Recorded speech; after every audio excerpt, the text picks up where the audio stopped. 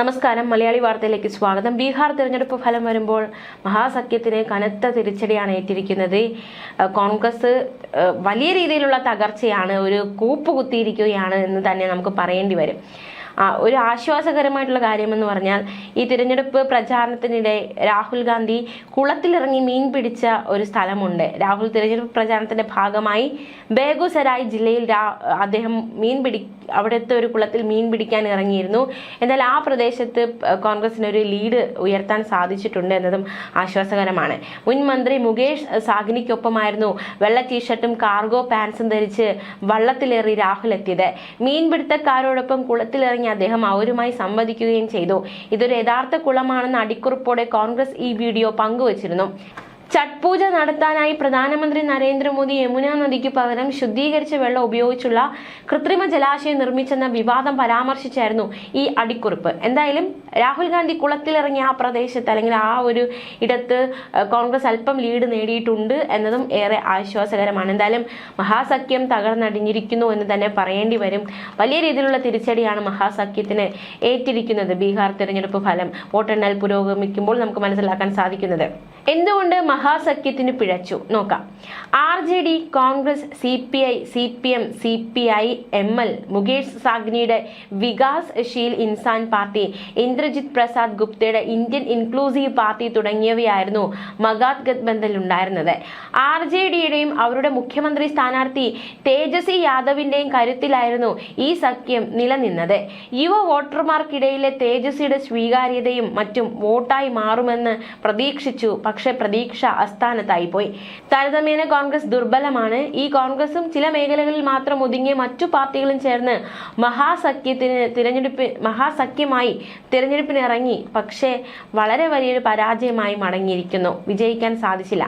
മുസ്ലിം യാദവ vote ബാങ്കിനെ ആശ്രയിച്ചു നിന്ന RJDക്ക് ഇക്കാലങ്ങളിൽ അവരുടെ അടിത്തറ വിപുലപ്പെടുത്താൻ സാധിച്ചില്ല എന്നതും ഈ ഒരു പരാജയത്തിലേക്ക് മഹാസഖ്യത്തെ നയിച്ചു എന്നാണ് മനസ്സിലാക്കാൻ സാധിക്കുന്നത്.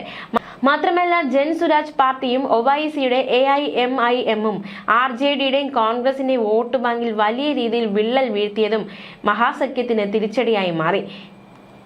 പക്ഷെ ഇത് NDAക്ക് വലിയൊരു അനുകൂലമായി മാറുകയും ചെയ്തു. എന്നാലും വലിയ തകർച്ച തന്നെ കോൺഗ്രസ് നേരിട്ടിരിക്കുന്നു. ബീഹാറിൽ ഒറ്റക്കക്ഷിയായിട്ട് BJP വലിയൊരു മികച്ച ഭൂരിപക്ഷത്തോടെ ഒരു ഒറ്റക്കക്ഷിയായിട്ട് ആ ഒരു നേട്ടത്തിലേക്ക് എത്തിയിരിക്കുകയാണ് NDA. അതേസമയം ഈ തിരഞ്ഞെടുപ്പ് സമയത്ത് രാഹുൽ ഗാന്ധി മുന്നോട്ട് വെച്ച വോട്ടുകൊള്ള ആരോപണം, ഇതും ഒട്ടും ഒരു സ്വാധീനം സൃഷ്ടിക്കാൻ സാധിച്ചിട്ടില്ല എന്ന് തന്നെ മനസ്സിലാക്കാൻ സാധിക്കുന്നു. ബീഹാറിലെ വോട്ടർ പട്ടിക പരിഷ്കരണ നടപടിയായ SIR സർക്കാരിനെ അടിക്കാൻ പ്രതിപക്ഷം ഉപയോഗിച്ച വടിയായിരുന്നു. പക്ഷേ അത് തിരഞ്ഞെടുപ്പിൽ വലിയ ചലനം ഉണ്ടാക്കിയില്ല. മാത്രമല്ല രാഹുൽ ഗാന്ധി ഉയർത്തിയ വോട്ട് മോഷണ ആരോപണവും തിരഞ്ഞെടുപ്പിൽ ചർച്ചയായി മാറിയില്ല.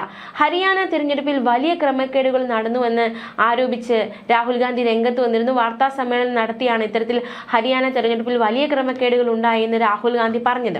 ബീഹാറിലെ ആദ്യഘട്ട വോട്ടെടുപ്പ് ദിനമായ നവംബർ 6-ന് തൊട്ട് തലേന്നായിരുന്നു ഇത്തരത്തിൽ വലിയൊരു ആരോപണം രാഹുൽ ഗാന്ധി മുന്നോട്ട് വെച്ചത്. എന്നാൽ ബീഹാറിലെ പോളിംഗ് ബൂത്തുകളിൽ SIRO വോട്ട് മോഷണമോ വിഷയമോ ആയില്ല എന്നാണ് തിരഞ്ഞെടുപ്പ് ഫലം നമുക്ക് കാണിച്ചു തരുന്നത്. എന്തായാലും വലിയൊരു പരാജയം കോൺഗ്രസിന് ഏറ്റിരിക്കുന്നു. കോൺഗ്രസിന്റെ സംഘടനാ ബലം ദുർബലമായിരിക്കുന്നു എന്ന് തന്നെ ഈ ഒരു തിരഞ്ഞെടുപ്പ് ഫലത്തിൽ നിന്ന് മനസ്സിലാക്കാൻ സാധിക്കുകയാണ്. സ്വാധീന മേഖലകൾക്ക് പുറത്ത് അതീവ ദുർബലമായിരുന്നു RJDയുടെ സംഘടനാ ശക്തി.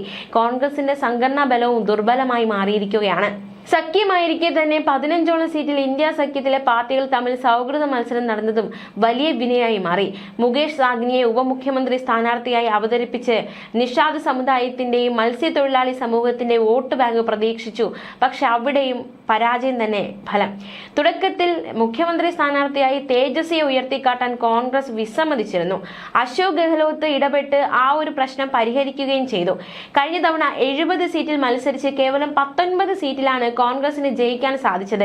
ഇത്തവണ തിരിച്ചടി അതിന്റെ ഇരട്ടിയായി മാറിയിരിക്കുന്നു എന്ന് തന്നെ പറയേണ്ടി വരുന്നു.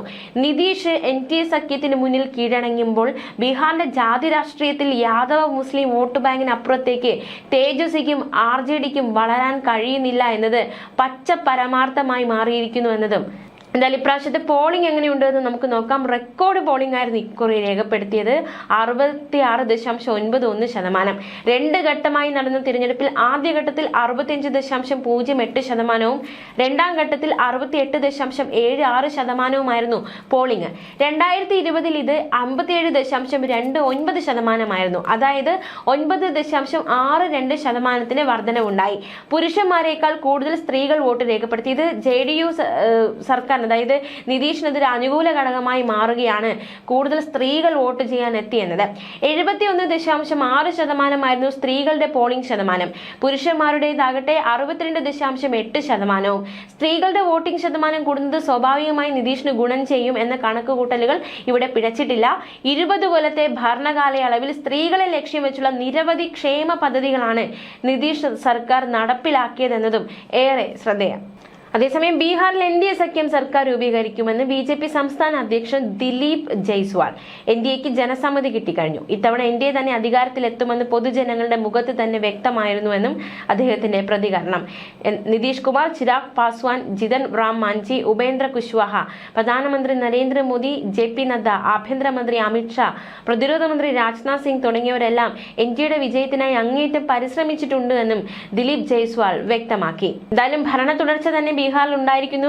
നിതീഷ് കുമാർ വീണ്ടും മുഖ്യമന്ത്രി സ്ഥാനത്തേക്ക് വരുന്നു എന്ന് തന്നെ നാം മനസ്സിലാക്കാൻ സാധിക്കുന്നു. ഒരു വലിയൊരു ഒറ്റ കക്ഷിയായിട്ട് BJP മാറിയിരിക്കുന്നു എന്നതും ശ്രദ്ധേയം.